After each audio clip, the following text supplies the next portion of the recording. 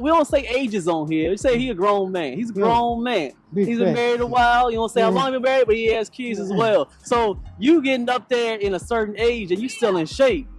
You still in shape. How the other dads feel about you, boss? How the other? I know you go to the parent teacher conferences. I know you see them out with little children. Oh yeah.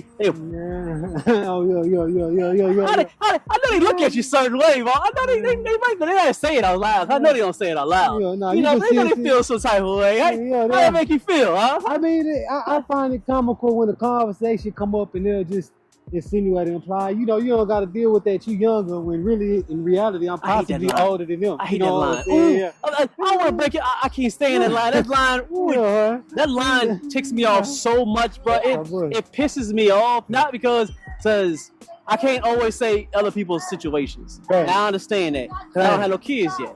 I'm married, but I don't have no kids yet. So I don't know the lifestyle of you taking care of your wife, you taking care of your kids, and making sure you got food in the house, make sure you're working, then you got to fix this, then you got to do that, then you got to pray, and then find that time to take care of yourself. So I'm a little lenient on you. But the thing that irks my nerves when they be like, oh, they 50 or so, they like, oh man, wait till you get my age. The elbows be hurting. I can't really do the push-ups like you. I can't. I'll be looking at them like, man, are you saying this to try to downplay me or try to make me scared to get to that age? Or you trying to make me feel soft like you want to be soft and not be able to work out? Let's say you got to look like a bodybuilder, but you able to, I believe, when I get to that age, I can still do some pull-ups. I still can do some push-ups.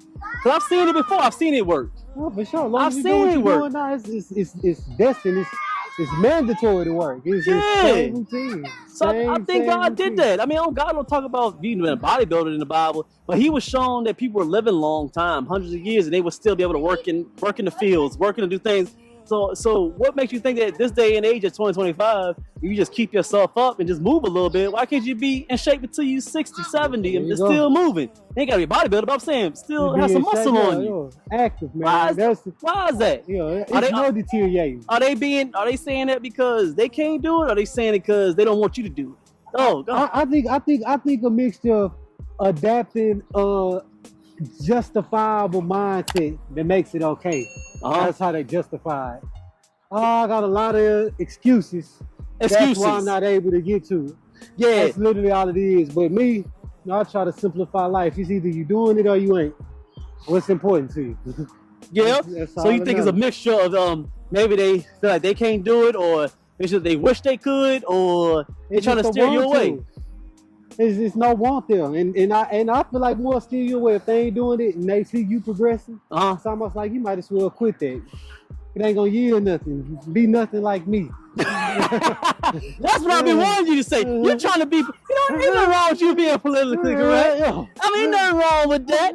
But I have a fine line with politically correct, man, because people have a mind frame to think that when you Christian or you're a man of God, that you can be honest and be a little thought provoking, or for lack of better words, I ain't gonna say that. For like, I'm still trying to get paid a little bit because they censor my stuff sometimes. Okay. But they be acting like punks. Yeah. I believe as a Christian man to tell the truth, the whole truth, because God said to. I believe that God said to be. There's a difference between God being nice and kind.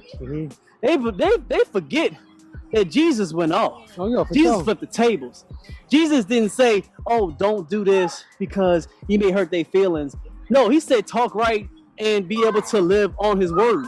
Yeah. So even if we say to do something right or wrong, and like you said, they may be because they don't want to take care of their temple, you call them soft, or they're too tired. That's not you not being a Christian, man. That's you telling the truth. Actually, what they doing? Because God said, "Take care of your temple." Why can't you, as Mike say, take care of your temple? Yeah, that's fair. Why are you not doing it? I feel like it's a stigma for Christians. I feel like if you associate yourself with Christianity, people almost expect perfection from you as if you are Jesus Christ, and I'm not that. Yeah. I need Him like you do. You know what I'm saying? So it's a lot of stuff. Christians ain't perfect, and I know it's some false stigma that you got to be perfect to become one or to get saved. No, that's why I need God. Exactly. So I speak freely. It's a lot of, I've come a very, very long way. Yeah, but we got a long way to go, man. Way. I'm not there yet, man. We ain't there yet. I don't curse too much, but I will tell you the truth. Yeah. And if you tell the truth, they think it's kind of like cursing to them. Yeah, for sure. Like, it's like, I just told the truth. Hey, Johnson, can you check it? So I just like to let people know that you don't have to be nice all the time. What's the difference when I said nice and kindness? I had a scripture on that. Nice and kindness. I believe that you should be kind to people, but that's not always nice. Yeah, for sure. At 21, that's cool. We're gonna wrap it up. I appreciate that. Awesome. Another episode live stream, man. Yes, sir.